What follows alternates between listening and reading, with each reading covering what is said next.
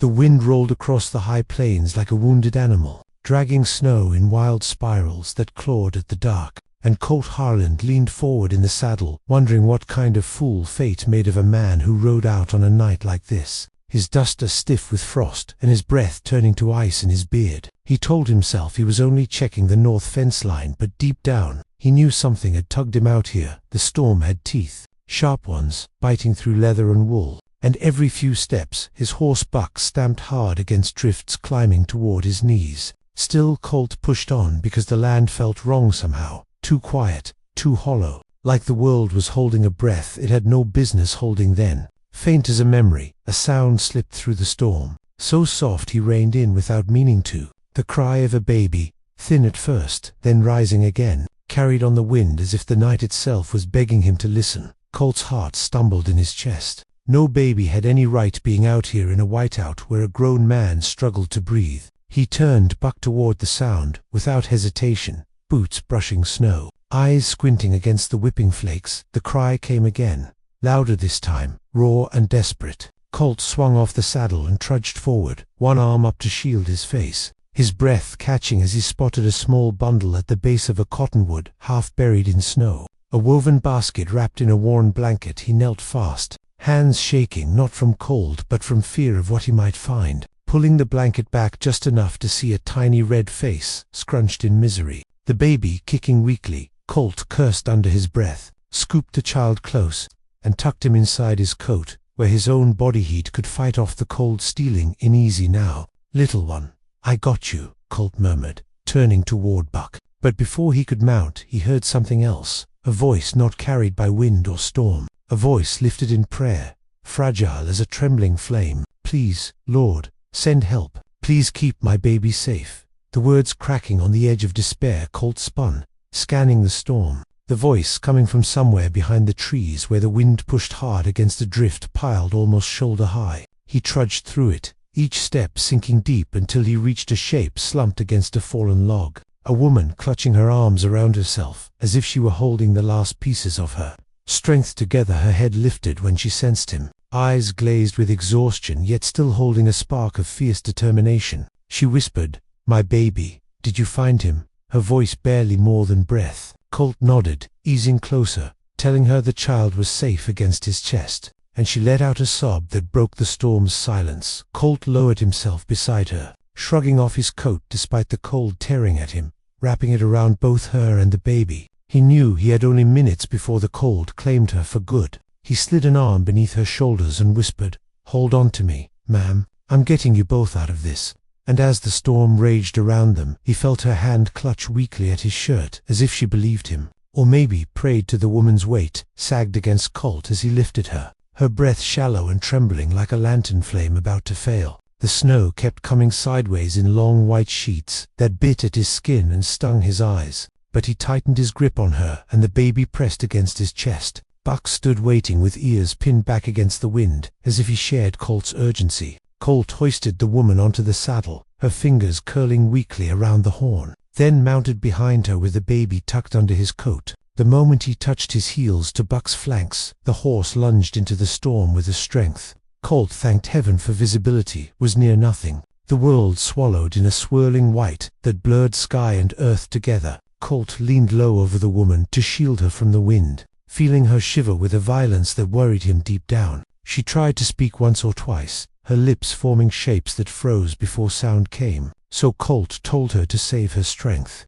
that he would do the talking, that he would get her home. He kept his voice steady though fear pressed cold fingers into his gut. Every minute out here was a gamble with death, and he knew it. Buck pushed hard through drifts belly deep, each step a fight. Colt guided him by memory alone, trusting the horse more than his own freezing senses. The baby whimpered against his chest, a soft, struggling sound that cut him to the bone. He adjusted the coat around the tiny body, murmuring to keep the child soothed. The woman heard the baby and whispered something like a thank you to the heavens, her head tilting briefly against Colt's shoulder before drifting back into exhaustion. The snow clung to her eyelashes and to the dark strands of hair loose from her bonnet, turning her into a fragile figure carved from winter. When the ranch finally came into sight, a faint rectangle of shadow against the storm, Colt felt his knees weaken with relief. He shouted for the hands, though he doubted any could hear him through the wind. Still, the barn door flew open a heartbeat later, and young James ran out. Scarf whipping behind him, Colt yelled for blankets and hot water. James sprinted back toward the house. Colt brought Buck to a skidding halt near the porch, swung down with the woman in his arms, and hurried inside with the baby still hidden under his coat. The cabin filled with warmth the moment they stepped in. Firelight glowed across rough timber walls and cast dancing shadows across the floor. Colt set the woman on the bed near the stove, while James rushed in with blankets. Colt worked quickly, rubbing warmth into her hands and arms, checking her breathing, making sure the baby was still safe. The child gave a weak but hopeful cry. Alive, thank the Lord for that. The woman blinked slowly, trying to focus on Colt through the haze of cold and exhaustion. After a moment, she whispered her name, Mara. Her voice cracked but determined. Colt repeated her name gently, telling her she was safe now, that her baby was safe. Mara's eyes filled with tears that didn't fall, frozen halfway down her lashes before melting in the heat of the stove. She tried to sit up, but Colt urged her to stay still. She looked around the cabin as if trying to anchor herself. Then she clutched at Colt's sleeve and whispered that there were men after her, men who would not stop, men who believed the child belonged to them for reasons she could barely bring herself to speak aloud. Colt felt his jaw tighten, but he put a steady hand over hers and told her the only thing that mattered now was that she rest. As the color slowly came back to Mara's cheeks, Colt fixed something warm for her to drink. Steam rising and filling the room with the smell of herbs and woods. Mara held the cup with both trembling hands, the heat making her breathe a little easier. She watched Colt as he checked the baby, her eyes softening with gratitude so deep it quieted even the storm outside. When she finally found her voice again, she told him she had been traveling for days, trying to outrun the men chasing her, that she had prayed someone would hear her before it was too late. Colt listened without interrupting, not trusting himself to speak until she finished. When she did, he told her about finding the baby first, how the cry had cut through the storm like a knife, and how her prayer had reached him just in time. Mara closed her eyes as though the memory pained her. She admitted she had placed the baby in the basket only when she believed she might not survive long enough to protect him herself. Colt felt that admission like a blow, understanding the magnitude of her desperation. He told her she had done the bravest thing a mother could do, choosing the child's life over her pride or fear. Mara bowed her head and whispered that she was not sure she deserved such mercy. Colt sat beside her then, his voice gentle but firm as he told her that mercy was not earned out on the plains. It was given by the grace of whoever could offer it, and tonight, fate had put her in his path. Mara looked at him with eyes that held both exhaustion and a fragile flicker of hope. She asked him quietly if the men chasing her would find the ranch. Colt responded with the truth. They might try, but he would not let them take her or the baby. The promise felt heavy in the air, solid enough to touch. Snow battered the windows and wind curled under the eaves, but inside the cabin a fragile peace settled. Mara finished her drink and rested back against the pillows, her breathing steadier now. Colt tucked another blanket around her and checked the baby once more before placing him beside her. Mara let her fingers brush the child's cheek, her eyes shining with a mixture of love and pain. Colt stood near the door with his rifle leaning within reach, watching the storm, knowing the night was far from over, knowing trouble was coming.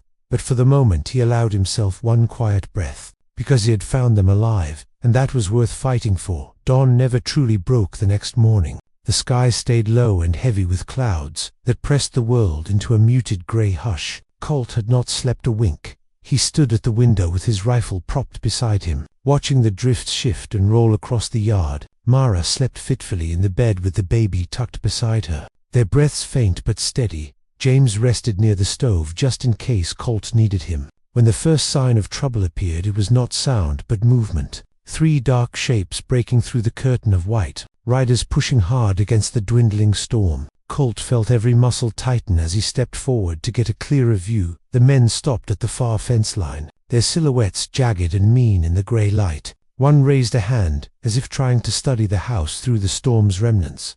Colt recognized the type immediately. Men who took what they wanted because the law was too far and too thin to stop them. Men who believed a woman alone was theirs to chase without consequence. Colt breathed slow and steady, forcing calm into his limbs. He told James to wake Mara gently and bring her to the back room. He would not risk them being seen through the front windows. James obeyed without question. His young steps, soft but swift Colt, stepped out onto the porch. Letting the cold bite at him like a warning, he held the rifle loose but ready. The riders nudged their horses forward until they were within shouting distance. The lead man had a face carved in angles and shadows, a deep scar crossing his jaw like a reminder of past violence. He called out to Colt with the false politeness of a rattlesnake, said he was looking for a woman and child who had gone missing in the storm, claimed they were under his protection, claimed she had taken what was not hers. Colt let him finish before answering, his voice level and cold as the snow beneath his boots.